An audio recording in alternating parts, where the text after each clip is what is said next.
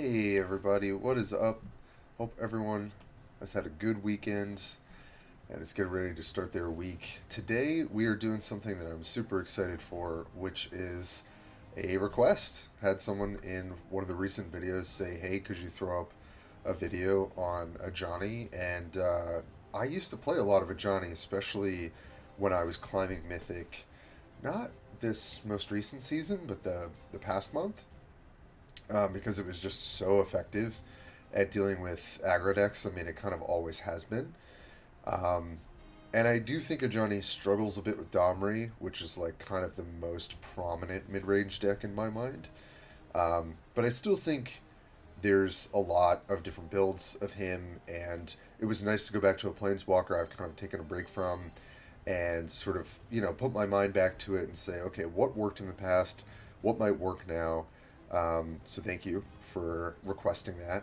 And don't forget to like, comment, subscribe, and comment and ask for videos, different planeswalkers, different strategies. Um, just if there's any content that you feel like is missing from the community, whether that's about competitive stuff, not competitive stuff, just about how the game operates. I'm here for it. The more ideas are very welcome, and we are rapidly approaching that 100 subscriber mark. I'm pretty excited to kick off some sort of Discord or something when we get there, because that's a pretty cool achievement of us, just continuing to grow together. And I appreciate all the support. So, right now we're sitting at number 17 on the rank ladder. I'm trying to maybe crack top 10. We'll see. And I might show a little bit of my process with that in another video. But today, I want to play Ajani. I think that Ajani is probably is a tier 2 deck. I think tier 1 is pretty solidly Teferi right now. But Ajani is one of those mid-range planeswalkers that, to me, can play very aggressively to pressure control, and then is really effective at shutting the game down through pure stats and just really solid creature kind of card advantage toward aggro. And then I think in mid-range matchups he can do pretty well because he does scale up, but it is hard to go over the top of stuff like Lava Wave, Craterhoof Behemoth, stuff like that. And I do think you typically want to build him lower curve. I do think that allows you to do a lot more of the debut triggers and buffing up your creatures. So anyway, let's get into the deck. You all will see kind of what my process is, and let me know what you think for those Ajani players out there. What's been working for you? So, first things first, I've always really felt, we're calling Stop Being Johnny, because we're just stomping on those folks. I think Moorland Haunt has always been really good, obviously, with any deck that is running debut triggers, right? So we are chock full of them. We've got, technically, even the little Faithful Steed off of Paladin class. We've got Devoted Steed, technically Treetop, if we need to do that. Tarmogoyf, it's excellent with, because it's a 1/1 flyer, and then it gets the buffs from the debut. Infuser, not so much, but yeah, you're still getting the buff. Stoneforge Mystic, excellent to get back with. Tracker, same thing. Aven Tour Guide, same thing.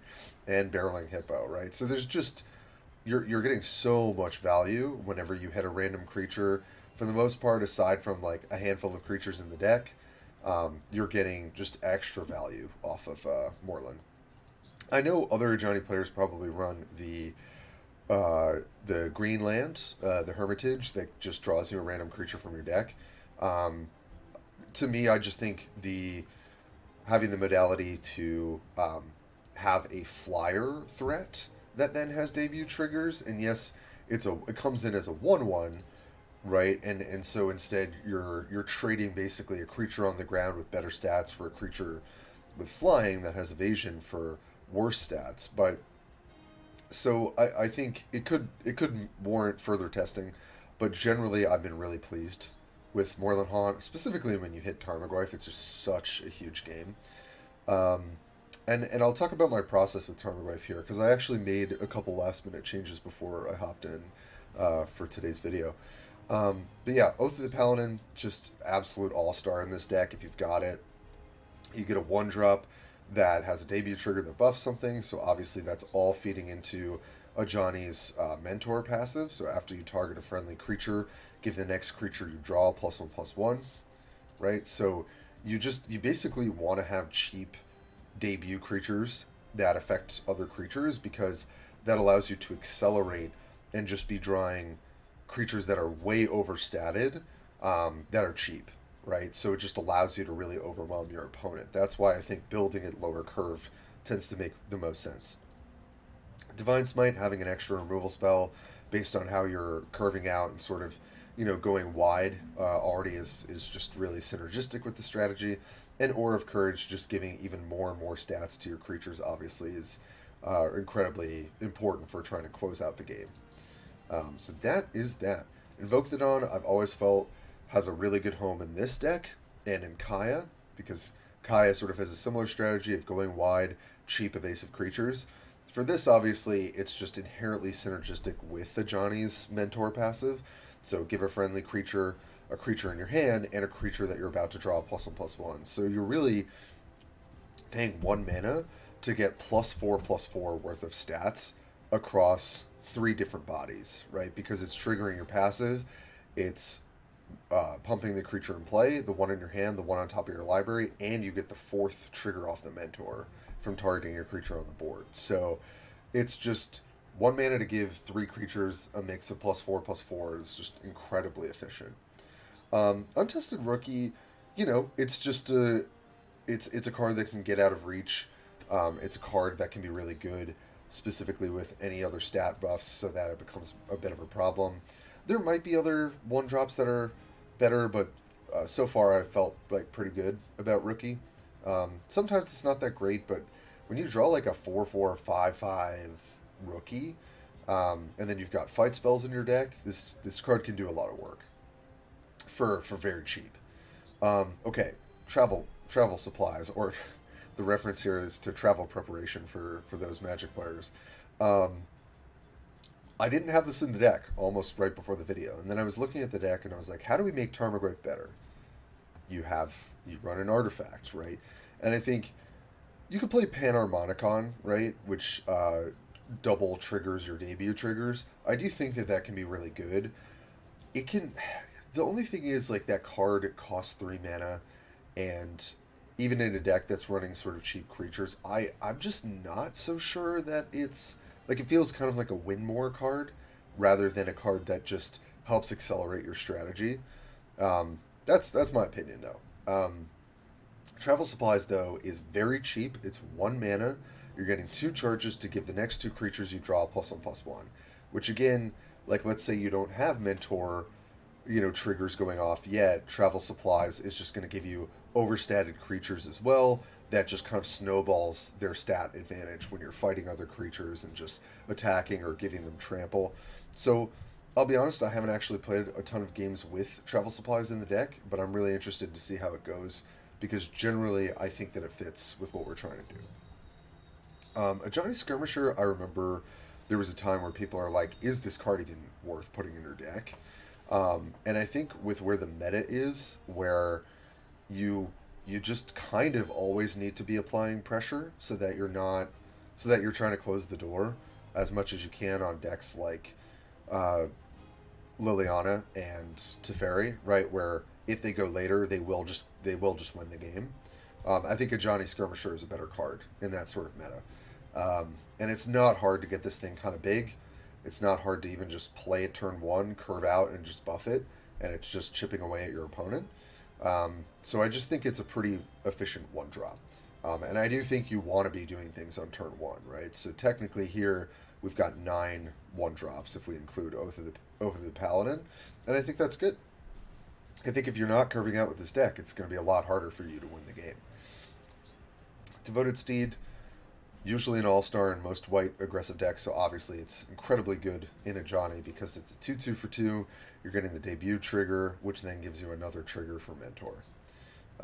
Treetop Lookout, I just think if you're playing any green mid-range deck, this card should be in your deck. Oh, got a little cat crossing here. Yeah, you're kind of a Treetop Lookout when you're outside the window. This card does so much work in this meta right now, too. Like, when you're playing against Liliana, and their only hope of stabilizing in the early game is the cheap zombie traps or the one that makes an ooze, when you Treetop look out them and they just spent their whole turn doing nothing, it's insane. And when you're playing against other mid-range green decks, like, let's say, Vivian and Domri, where it's pretty telegraphed that they are setting up a Worm's Wake, and you just Treetop look out them, they just skip their turn. This card is way better than it looks, and even stat wise, 2 mana 3/2, fine. So I really, if you have not played with this card yet, do not sleep on this card. It does a ton of work in this meta. Okay, Tarmogoyf. So I was thinking about playing the Yaks. I know there was some talk from Boss Blades about the Yaks. I think they're a big fan. And I appreciate that. I think that card, obviously, with Moorland Haunt, can be really, really good. I think Tarmogoyf is consistently going to be a bigger creature, so that's kind of why I was like, all right, instead of running Yak or something like that, I'm going to run an artifact that allows for Tarmogoyf to have creature spell and artifact to pump it. So I thought, and just this card is incredibly strong for those turns where you need to play something cheap and fight something. It's also just incredibly strong with Moorland Haunt anyway. So that's why we're trying to enable this a little bit more by playing something like Travel Supplies. And it's possible that I should cut Untested Rookie or maybe even Invoke the Dawn for another artifact to have more consistent ways of pumping Tarmogoyf. We'll see how the deck looks in a couple games. So Tusker, not much to say here, right? Just huge stat stick for 2 mana. Elvish Infuser does a ton of work in this deck.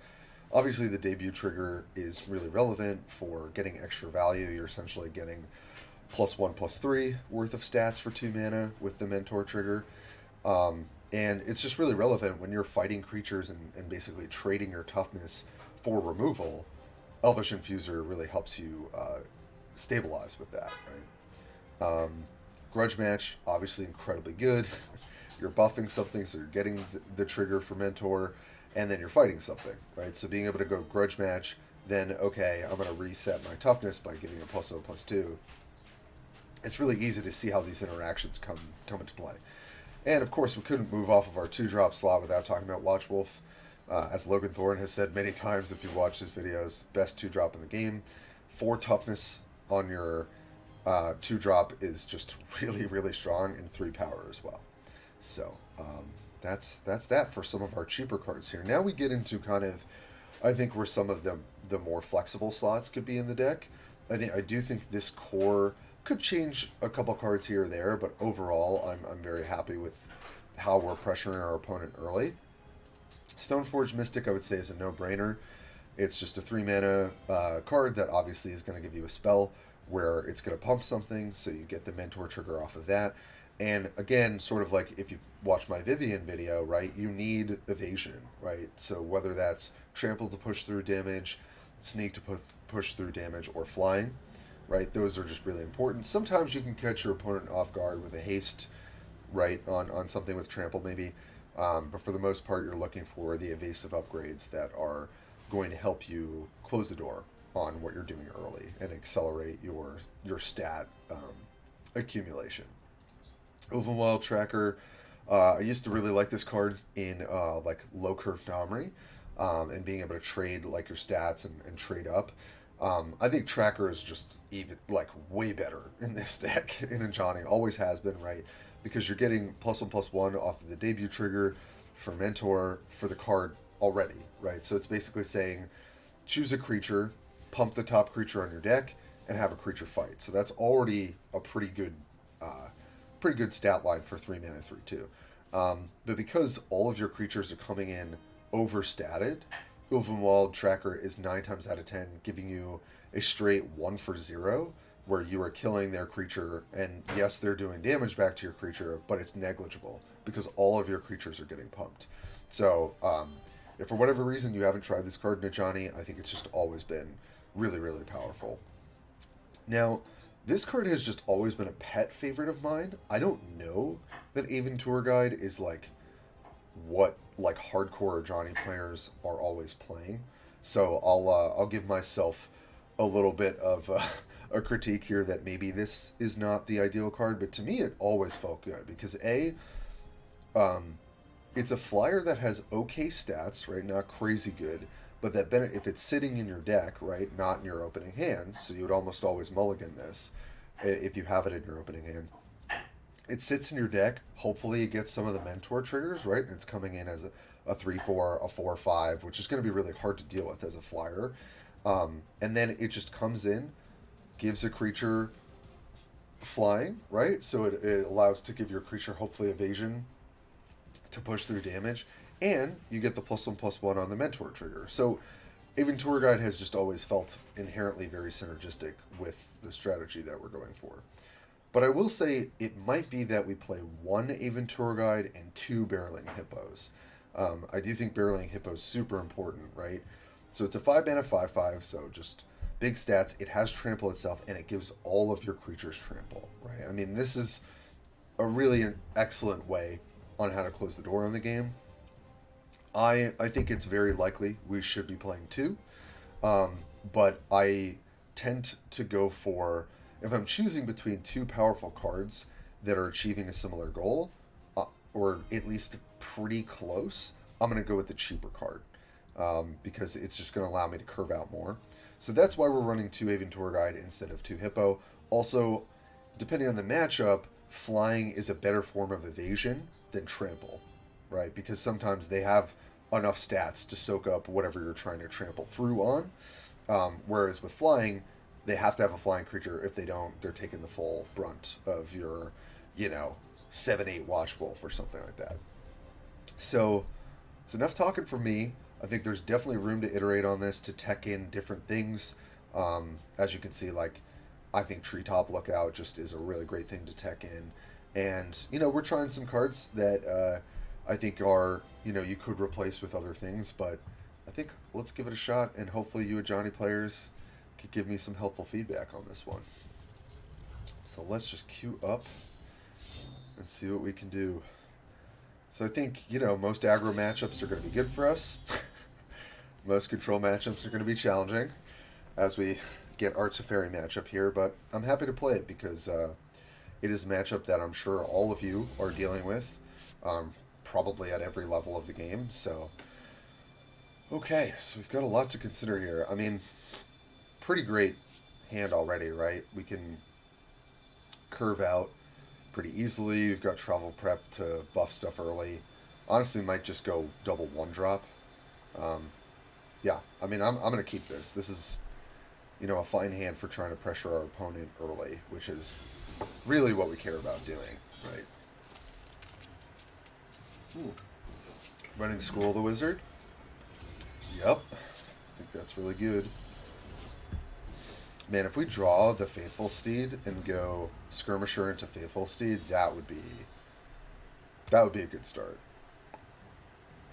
But they could just go Crab here, and that does slow us down a bit. Okay, they didn't. Well, as much as I do want to get travel prep, actually, it's close because we could go travel prep in this, and this will buff whatever we draw. But I do want to just try and pressure them early and often, I would say. So, also we get our Faithful Steed. We want to be making sure that our cards resolve. It's also buffing the thing on the top of our deck. So I think this is just one of the better starts we could have, being on the draw.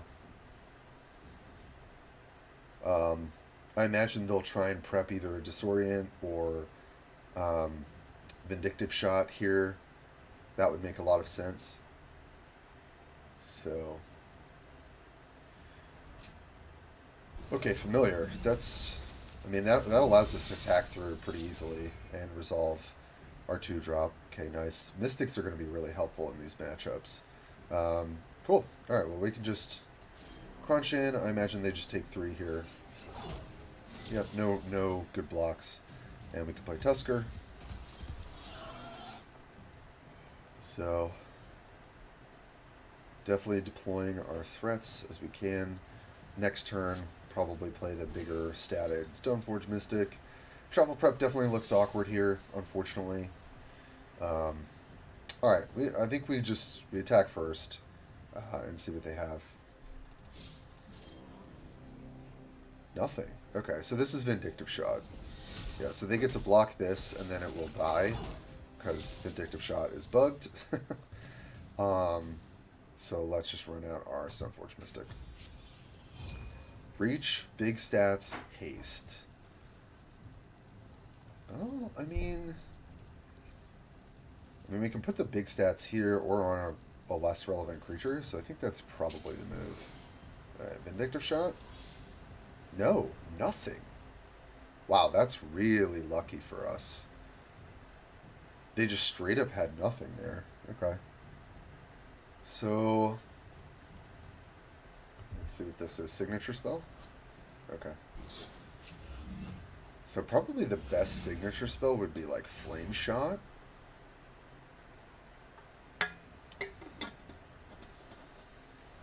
Oh, they took Spark. Okay. Trying to just search for relevant spells. So here's the question. They're just making me look bad. Oh boy.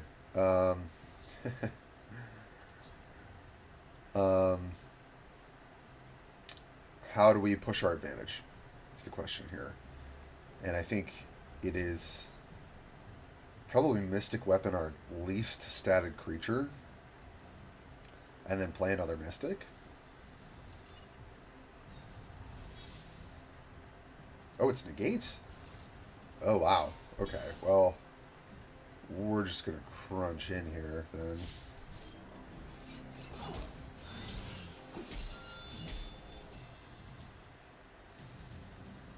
Another Stoneforge Mystic. Ward, Sneak. Yep.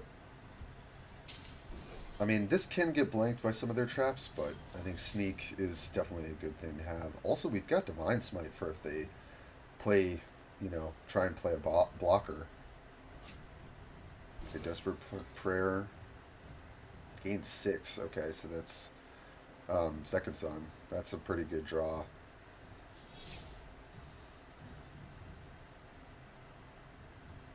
Okay, well. Send in, see what they got. Nothing. Nothing but maybe Vindictive Shot. Okay, so if they slam Second Son, they go to 14. And we've got 4, 5, 6, 7, 8, 9, 10, 11, 12, 13. Yeah, so we actually might want to replace a creature here. This could be Absorb, so I think we could easily play around that, which is great. Let's just use our travel prep. And I am going to replace the dog. Oh. Guess again. Okay. Okay. Yeah. 2, 3, 4. But if we give this, it gets a +1, right? So that's 3, 4, 5, 9, 10, 11, 12, 13.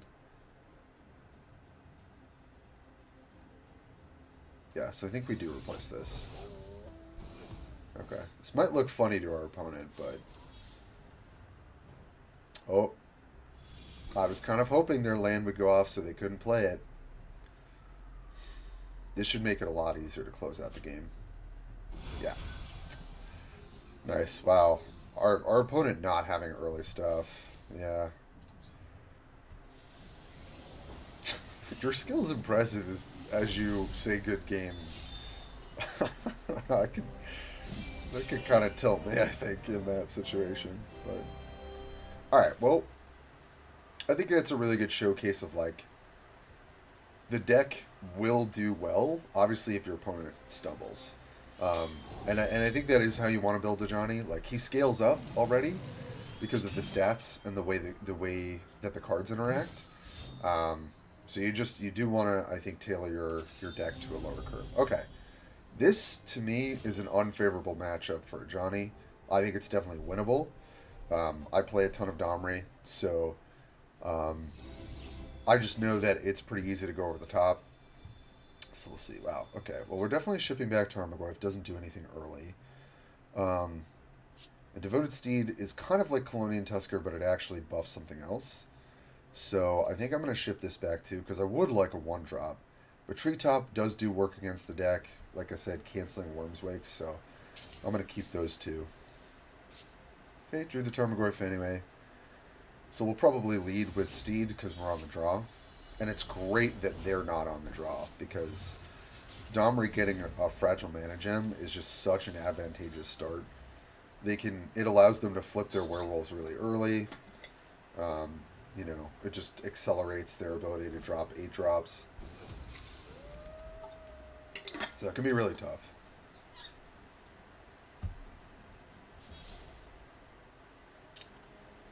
Let's see.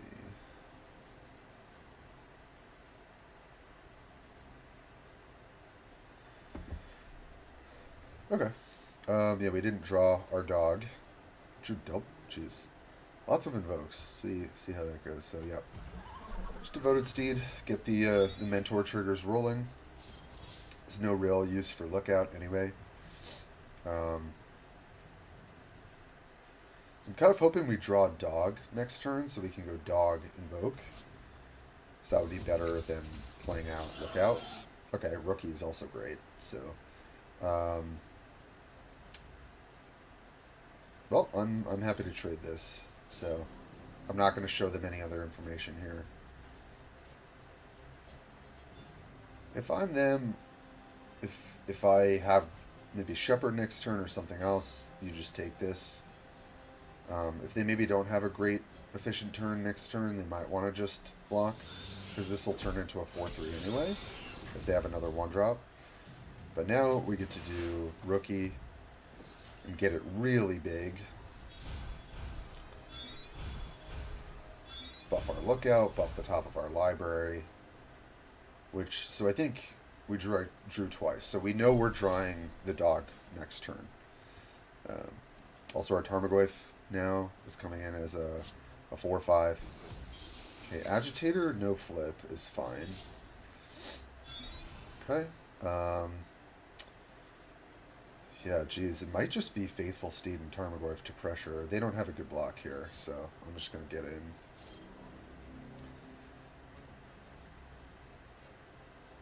I would imagine they take this. There's just no reason to throw away a creature that could trade with it later.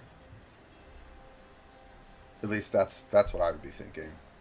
Yeah, that's definitely the correct play. All right, where do we want the toughness? I think we want it here. So let's do that. Also get Divine Smite in the deck. Definitely good to try and get a removal spell here. Giving this 5 toughness is relevant. This will flip into a 5-power creature, and then we can buff it again with Invoke. Yeah, just play Tarmogoyf. Just apply as much pressure as possible.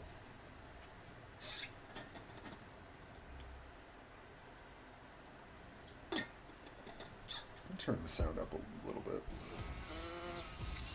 Yep, Shepherd's a good one. They get to do double flip here, or triple flip.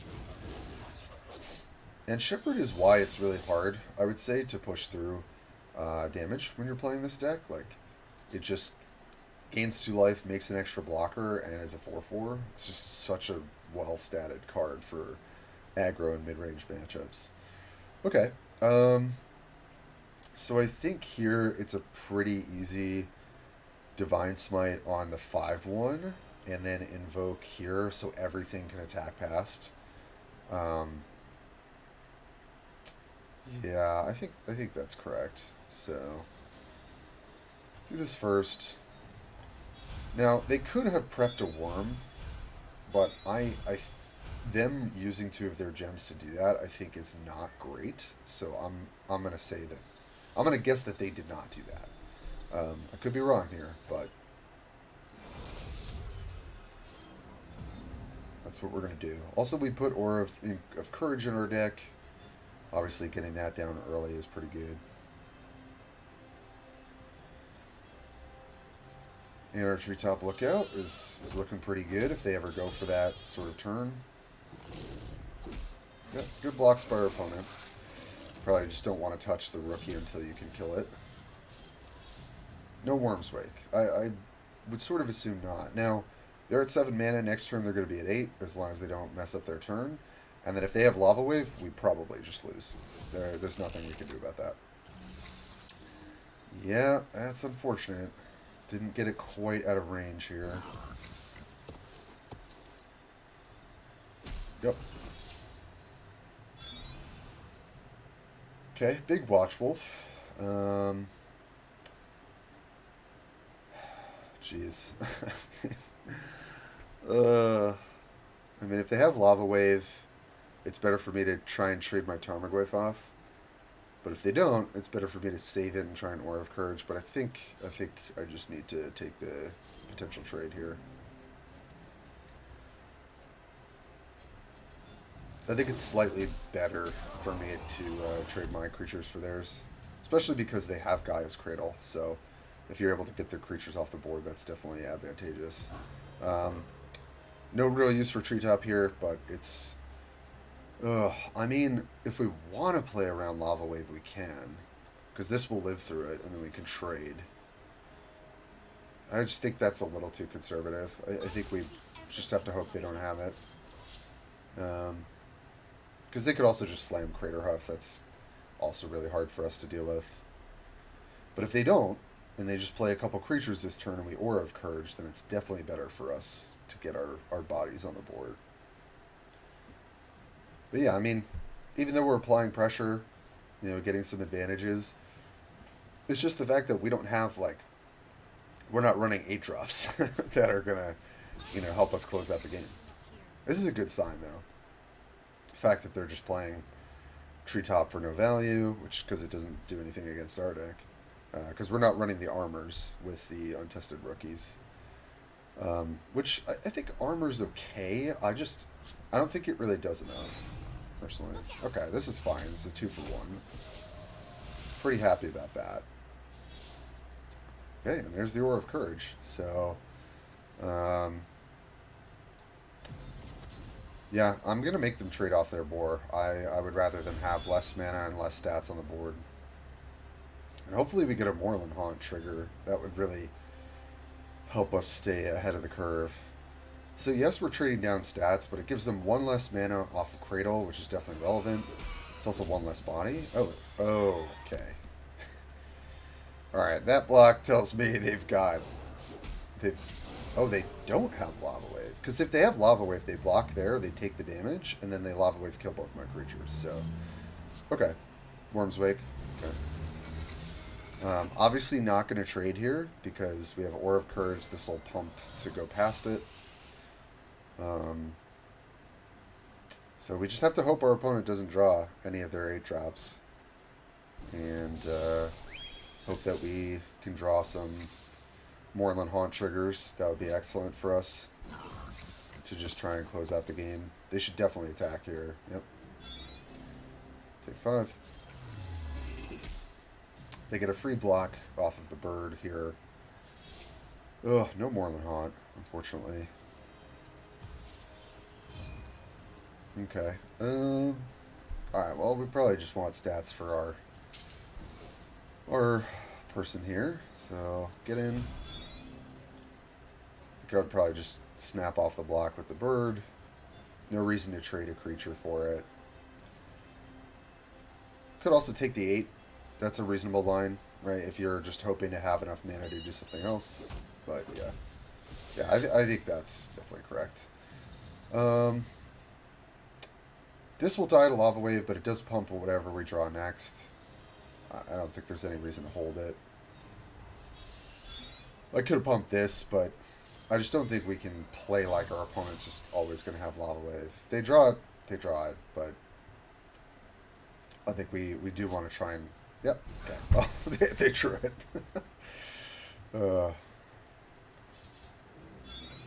Yeah. Yeah, it's not much counterplay. Could have pumped with a wolf, but... Okay, yeah, rookie doesn't do anything here. Man, ugh. Really need our Moorland to go off. We're not dead yet, but yeah, if they draw Craterhoof or... Okay. Yeah. Alright, so this is 12. Yeah, so I have to block, obviously, so I'll block the worm. Oh! Yeah, you win. Oh. GG. Yep, they just went Lava Wave. Probably had the fight spell in their hand into Craterhoof. So yeah, don't feel bad if you lose this matchup. Like there's you can't play like they just have all the cards because you'll definitely lose that way. You have to sort of gamble, especially with Aura of Curse, that you can get ahead of Lava Wave potentially and now pressure your opponent.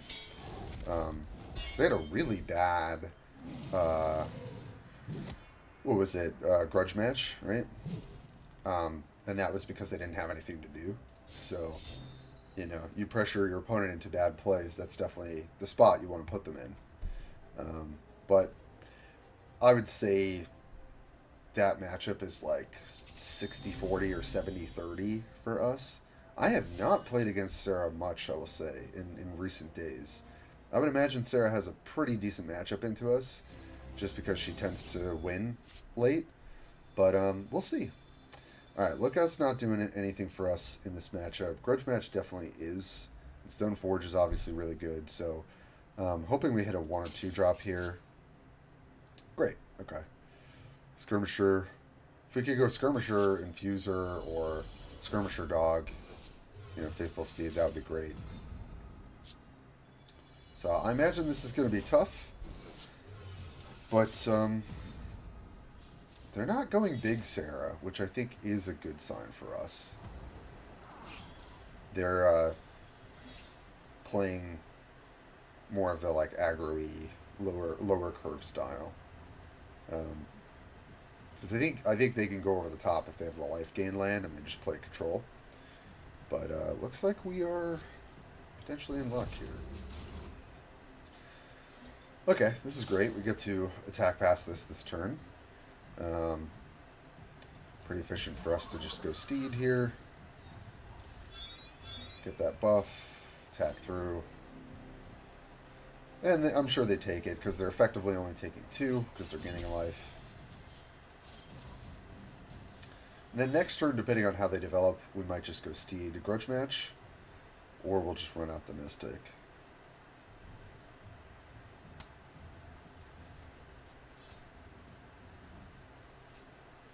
Huh.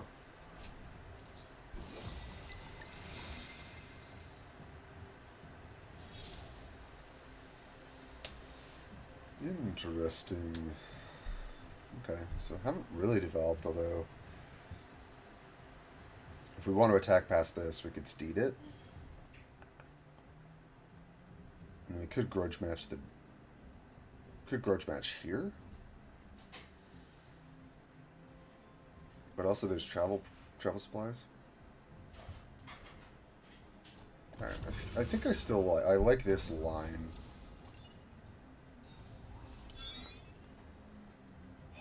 I don't think we even need to grudge match. So although it's slightly less efficient, we might just play travel supplies here. So yeah, I'm just going to get in. I'd rather grudge match something that's a little bit more relevant on the board.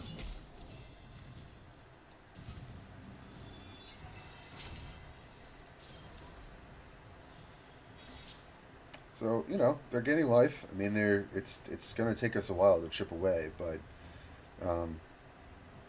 as long as they're not really going over the top of us, I think pound for pound we're able to, use our stats on our creatures to push through damage, remove their creatures.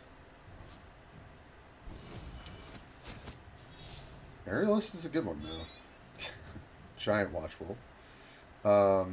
Okay, well, let's not forget about travel prep, so let's do that. Probably want to grudge match potentially this. Maybe next turn. So if we go Mystic and we would put it on this, I'm kind of down for that. Armor, +2, +3, or Sneak. Armor, these are close, because then they can just block this to knock the armor off. This is just raw stats versus armor. I think I like raw stats.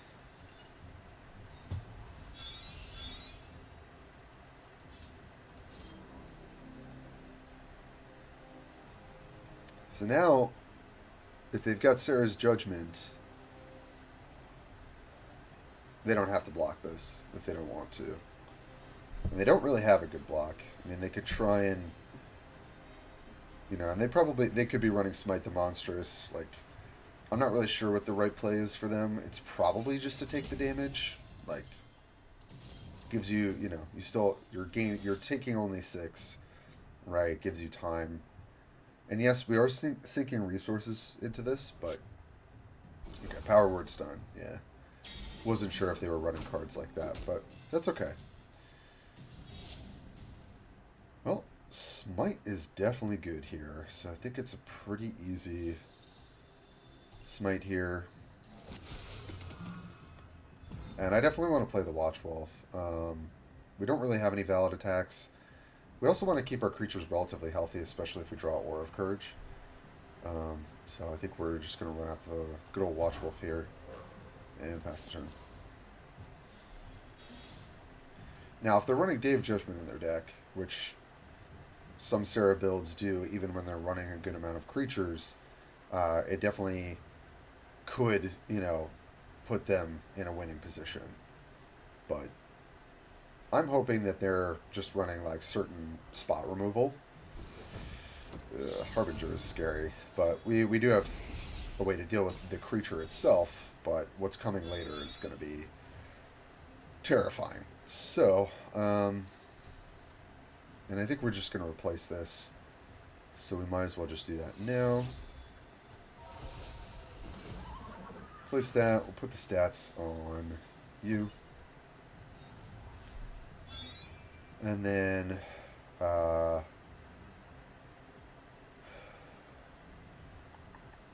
maybe I should have thought about this more, because if I grudge match this, we don't have the best attack afterward. It does have the most stats, and then if we have Aura next turn, or we just trade this for this. I don't think I want to do that, though. Just going to take the 1 for 0 here. And I'll attack in.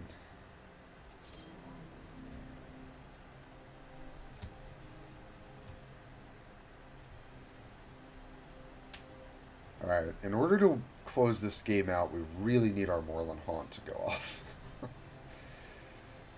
We have not had it go off yet.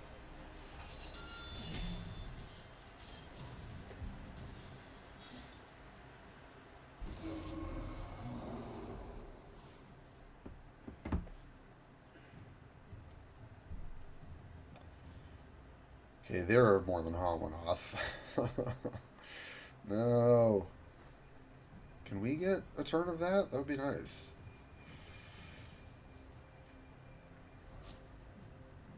Ah, Divine Smite. That's unfortunate. Aerialist. Not the biggest beating. Okay, Courage is definitely a good turn to draw Courage.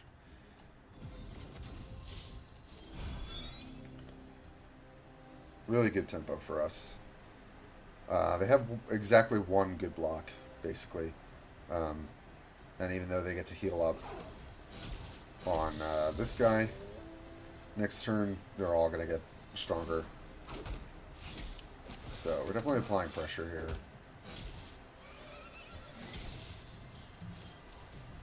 But again, it'd be really nice if we drew an extra card off Moorland Haunt, please.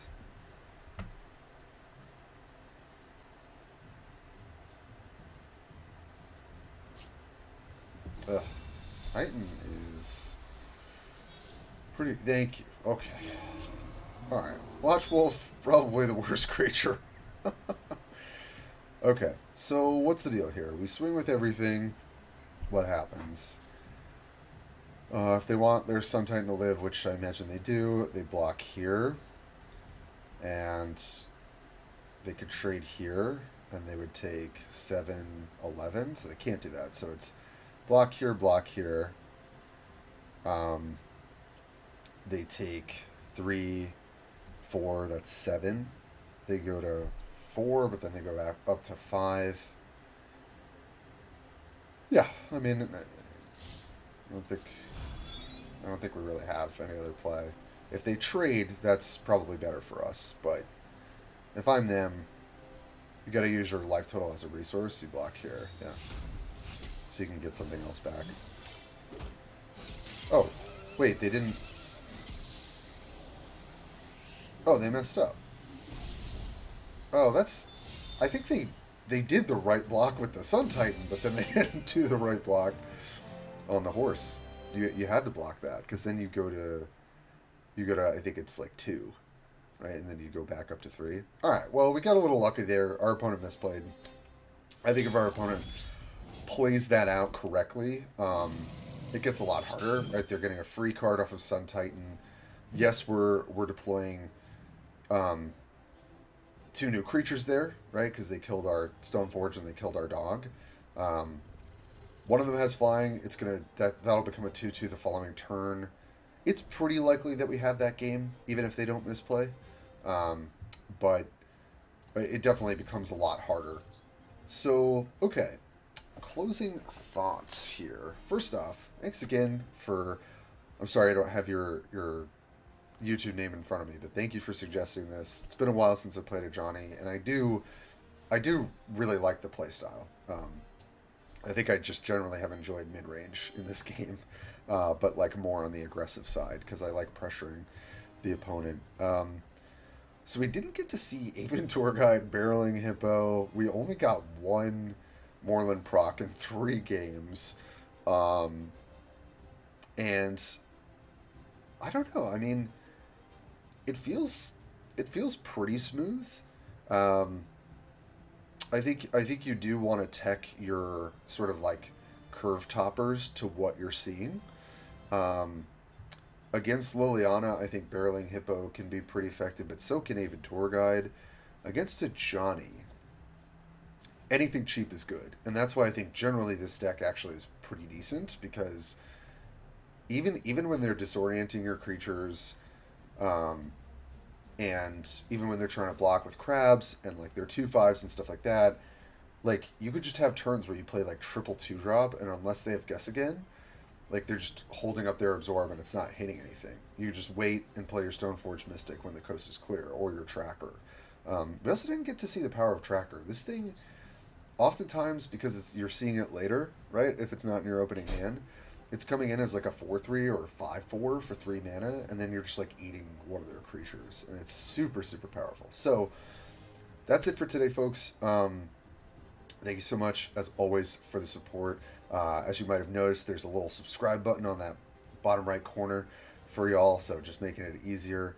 And if you subscribe, just so you know, we try and put up multiple videos each week. I've kind of hit a hot streak and like a good balance of trying to get out a video pretty much every weekday. And that's kind of what I'm going for. Not trying to burn out, though, so I'm definitely trying to think about like what are different types of videos that we can do. And please comment, like, if you're a newer player and you're like, hey, Tim, it's fun to watch these videos, but, like, I could really use, like, a primer on when you start this game, how am I ranking up, how am I getting to the point? Because I'm free to play. I haven't put any money in this, but I've been playing it consistently since September of last year. So that's why I have enough cards to go around. And also being on a really good team helps. Team MTG for anyone who's new, is, I would say, just kind of the top team. Like, we're always going for, top 20, and often holding top, I would say, like, rank 1 to 5, so, having a really competitive, but I would just say, like, fun and helpful team is how you need to play the game, to really just accelerate your collection, and it's just way more fun. So,